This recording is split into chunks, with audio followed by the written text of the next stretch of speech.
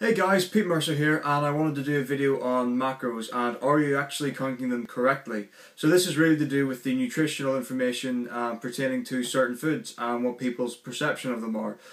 So for example, how many of you think that whole grain oats only contain carbohydrates, or sweet potatoes only contain carbohydrates, or chicken only contains protein? That's not how it goes. So you might actually be, even if you are weighing out your foods, you might actually be doing it wrong. So I've got a couple of examples here just to show you how far out some of your counting might actually be. So I've got it written down here, so I will be looking back and forth between the camera. Sorry about that, nothing I can do. So we'll take an example meal here, which will be, so for breakfast, say you have porridge oats, you have protein powder, and blueberries and raspberries. So let's say you have that. So you want to get 41 grams of carbs, 35 grams of protein, and that's it for the meal. Just the numbers I'm going off here are my maintenance calories, so that's what it is. So let's say that you think 41 grams of oats will have 41 grams of carbs, and you think 41 grams of protein, or 35 grams of protein will have 35 grams of protein with the powder there. So let's actually break it down. So 41 grams of oats actually contains 5.5 grams of protein and only 24 grams of carbohydrates, and 35 grams of the protein powder that I use, which is Nature's Best Whey. It's just not an endorsement or anything like that, just the one I use. So 35 grams of that protein powder has 26.8 grams of protein and 2.9 grams of carbohydrates. Also, you take a handful of berries, you think, doesn't really matter, it's not going to add up to the macros really. So yeah, that's kind of true, but let's look at it here. So a handful of blueberries is 2.9 carbs and a handful of raspberries is 3 carbs. So if you add that all together, what you think might be 41 grams of carbohydrates, 35 grams of protein actually works out at 32.8 grams of carbs and 32.3 grams of protein. So with the addition for the protein in the oats, which you probably didn't think about, you actually get close to the protein amount, but your carbs, you're running about 10 carbs under.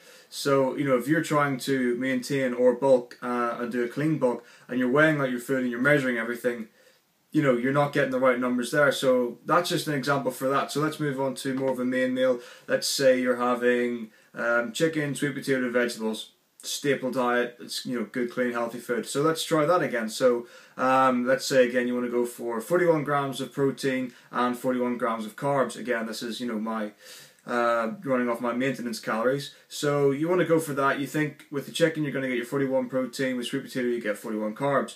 So what you actually get in 41 grams of chicken is 12.6 grams of protein and no carbs, and in sweet potato you get no protein and 8.4 grams of carbohydrates. So what you might think would be 41-41 is actually 12.6 protein, 8.4 carbs. That's a massive deficit. So if you think you're making your calories and it's all counting, the numbers aren't. It's not only will you be in a deficit more times than not because there's less nutritional value of the food you think, or there's less nutritional value than you think in the food. So if you're trying to maintain or bulk, you're not going to do it effectively. If you're trying to cut, again, you won't be able to keep to the numbers. If you're doing, say, a 40-40-20 split, you'll actually be doing something more along the lines of 35-20-10, and you'll be in a massive deficit. You won't actually know what your the numbers are that you're eating. So yeah, so I just wanted to go over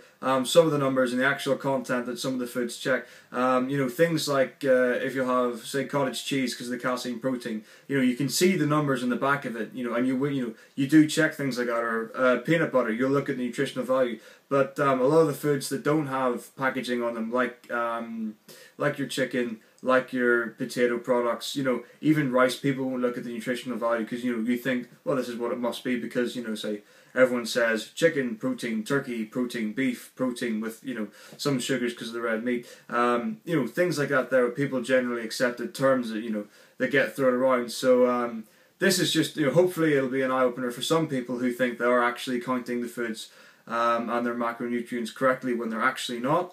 So yeah, I hope this helps a few people out. This is just something I thought, yeah, it took me a while to figure that out. It's something that never crossed my mind, so it might not have crossed yours. But anyway, that's just a bit of information for you there. So I'm Pete Mercer. Take it easy.